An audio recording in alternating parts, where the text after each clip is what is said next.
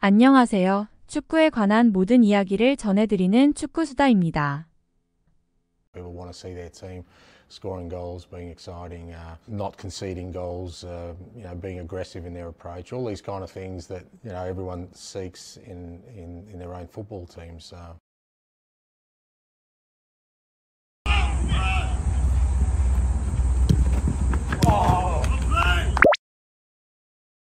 오늘 전해드릴 영상의 내용입니다. 프리킥 전담 선수도 안 정해진 토트넘 전술. 똑같은 패턴. 포스테코글루의 희망 공격 축구. 극단적인 수비 라인으로 인한 수비 안 하는 로메로. 손흥민과 토트넘 뉴스 바로 시작하겠습니다. 첫 번째 뉴스입니다. 프리킥 전담 선수도 안 정해진 토트넘 전술. 토트넘 팬들 사이에서 한 장면이 큰 화제가 되고 있습니다. 지난 1일 토트넘은 뉴캐슬과 원정 경기에서 1대2로 패하며 승점을 챙기지 못했는데요. 경기 도중 있었던 프리킥 상황이 논란되고 있습니다. 후반 13분 토트넘은 뉴캐슬 페널티 아크 바로 앞에서 좋은 위치에 프리킥을 얻어냈습니다.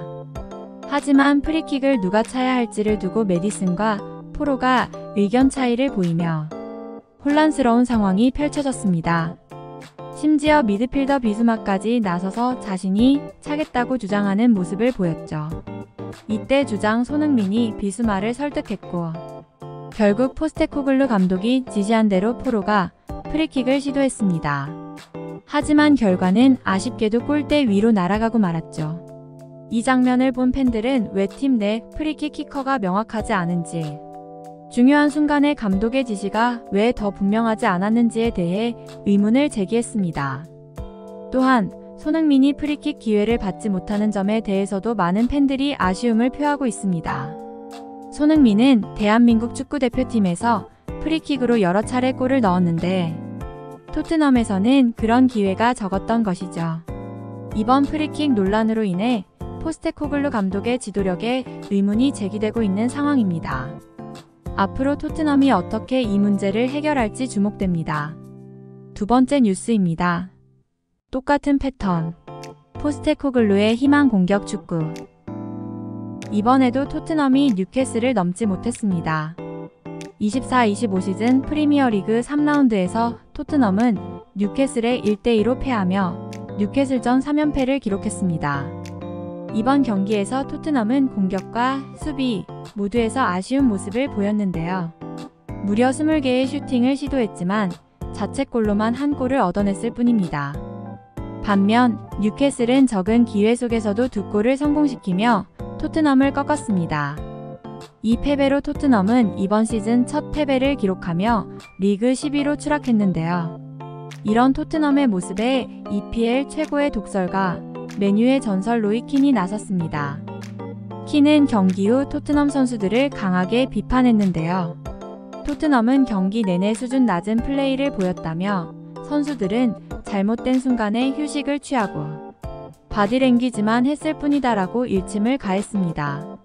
특히 메디슨과 센터백들에게는 더 잘해야 한다고 지적하며 토트넘의 수비 집중력 부족을 강하게 비판했습니다.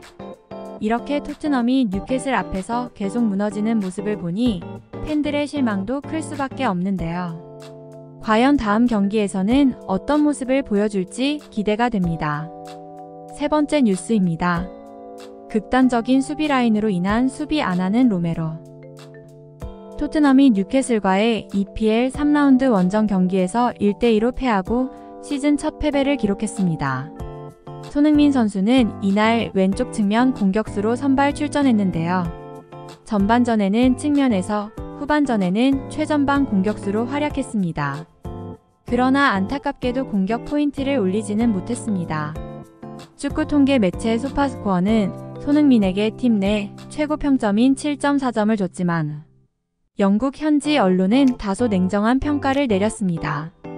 풋볼런던은 손흥민이 페널티 박스 주변에서 영향력을 발휘하지 못했다고 지적하며 평점 6점을 주었고 이브닝 스탠다드 역시 최전방 공격수로는 어려워 보였다고 평가했습니다.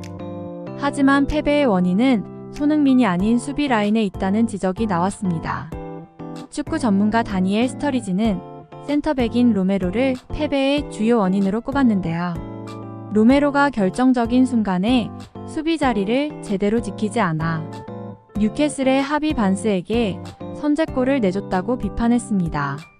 스터리지는 로메로가 때론 미친 사람처럼 압박을 가하지만 이로 인해 자기 포지션을 자주 잃는 경향이 있다고 말했습니다. 결국 토트넘의 패배는 공격보다 수비에서의 실책이 더 큰 영향을 미친 것으로 보입니다. 이번 경기는 토트넘의 수비 안정성이 얼마나 중요한지를 다시 한번 상기시켜준 경기였습니다. 다음 경기에서는 손흥민 선수와 수비진 모두가 더 나은 모습을 보여주길 기대해 봅니다.